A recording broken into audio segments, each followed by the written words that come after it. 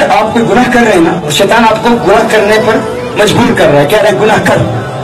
اگر آپ گناہ نہیں کرتے تو شیطان کو تکلیف پہنچتی ہے. اگر آپ گناہ نہیں کرتے، اگر آپ ڈرگ نہیں لیتے تو شیطان کو تکلیف پہنچتی ہے، اسے درد ہوتا ہے، اسے غصہ آتا ہے. لیکن اگر آپ ڈرگ لے لیتے ہیں اور اس کے بعد توبہ بھی کرتے ہیں، شکرانہ بھی ادا کرتے ہیں، تو اس سے شیطان کو اور زیادہ تکلیف پہنچتی ہے. اس سے شیطان کو اور زیادہ تکلیف پہنچتی ہے. مجھے ایک بھائی نے کہا میں توبہ کرنا چاہتا ہوں. میں نے کہا ٹھیک ہے، میں تمہیں پریکٹیکل میتھڈ بتاتا ہوں، 4 رکعتیں پڑھنی ہے گناہوں سے بچنے کے لیے. اس نے کہا ٹھیک ہے. اس نے مجھے کہا کہ پہلے دن میں نے 40 رکعتیں پڑھی.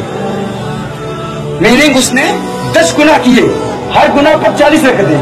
کہتے ہیں دوسرے دن 36، پھر 32. رفتہ رفتہ اب وہ وقت آیا ہے کہ اب 1 رکعت بھی نہیں پڑھتا. کیوں؟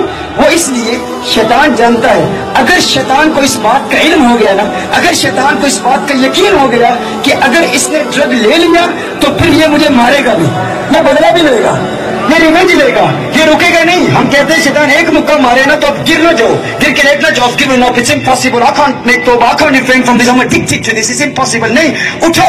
وہ 1 مارے تو تم اسے 10 مارو، کم از کم 4 تو مارو نا.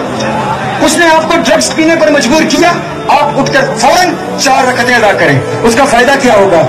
اسے تمہارے گناہ نہ کرنے سے تکلیف تو ہوئی، لیکن اگر اسے اس بات کا یقین ہو گیا کہ اس نے گناہ کرنے کے بعد 4 رکعتیں پڑھنی ہیں، ایک وقت آئے گا تم ڈرگ کی طرف ہاتھ بڑھاؤ گے، وہ کہے گا نہیں ڈرگ نہیں پینا.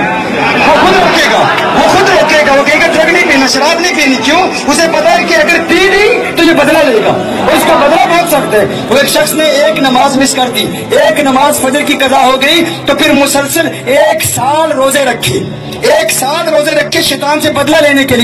لیکن اس کے بعد پھر نماز قضا نہیں ہوئی. کیوں؟ کیونکہ پھر اس کے بعد اسے کسی الارم کلک کی ضرورت نہیں تھی. شیطان خود آ کے جگاتا، اٹھ نماز ادا کر، تیری نماز قضا نہ ہو جائے. کیوں؟ شیطان جانتا تھا کہ 1 قضا ہوئی تو 1 سال کا روزہ، اب ایک اور قضا ہو گئی تو پھر پتہ نہیں کیسے بدلے لے گا. امام اعظم کے پاس ایک بندہ آیا، اس نے کہا میں نے کچھ خزانہ رکھا تھا، کچھ مال رکھا تھا، گم ہو گیا، کوئی ورد دیجیے. تو امام اعظم نے کہا ورد دینا میرا کام تو نہیں ہے، لیکن ایک تجھے عمل دیتا ہوں، 100 رکعتیں پڑھ، 100 رکعتیں پڑھ اور 100 نفل ادا کرنے کے بعد تجھے وہ مل جائے گا. ابھی اس نے چند رکعتیں ہی رات پڑھی تھی کہ یاد آ گیا کہ خزانہ میں نے کہاں چھپایا تھا، وہ دولت میں نے کہاں چھپائی تھی. یاد آئی، خزانہ لیا. دن کے وقت امام اعظم ابو حنیفہ کے پاس گیا، کہا وہ جہاں میں نے مال و اسباب چھپایا تھا مجھے یاد آ گیا. کہا کیا کمال ورد دیا آپ نے. فرمایا وظیفہ کچھ نہیں تھا، مجھے پتا تھا کہ شیطان تیرے خزانے کا دشمن ہے. یہ جو تو بھول گیا تھا نا، شیطان تجھے اس خزانے سے محروم کرنا چاہتا تھا. شیطان نے تیرا خزانہ چھپا دیا تھا، لیکن وہ دنیا کا خزانہ ہے، یہ 100 رکعتیں آخرت کا خزانہ ہے. وہ یہ تو قبول کر لے گا کہ تجھے دنیا کا خزانہ مل جائے، لیکن یہ 100 رکعتوں کا خزانہ تجھے نہیں دے گا. تو میں نے کہا 100 رکعتیں پڑھ لے. اگر تو 100 رکعتیں پڑھے گا اس یقین کے ساتھ خزانہ نہ ملا تو پوری ادا کروں گا، تو وہ شیطان جس نے تجھے بھلا دیا تھا وہ خزانہ رکھا کہاں ہے وہ خود یاد دلا دے گا. لیکن میں تجھ سے پوچھنا چاہتا ہوں کیا تو نے 100 رکعتیں پڑھی تھی؟ اس نے کہا نہیں حضرت. جب وہ یاد آ گیا تو پھر میں نے 100 رکعتیں چھوڑ دی. کہا شیطان سے مقابلہ کرنے کا طریقہ یہ تھا کہ دنیا کا خزانہ مل گیا ہے تو اب اس سے بدلہ لیتا، آخرت کا خزانہ بھی حاصل کرتا اور 100 رکعتیں پوری کرتا.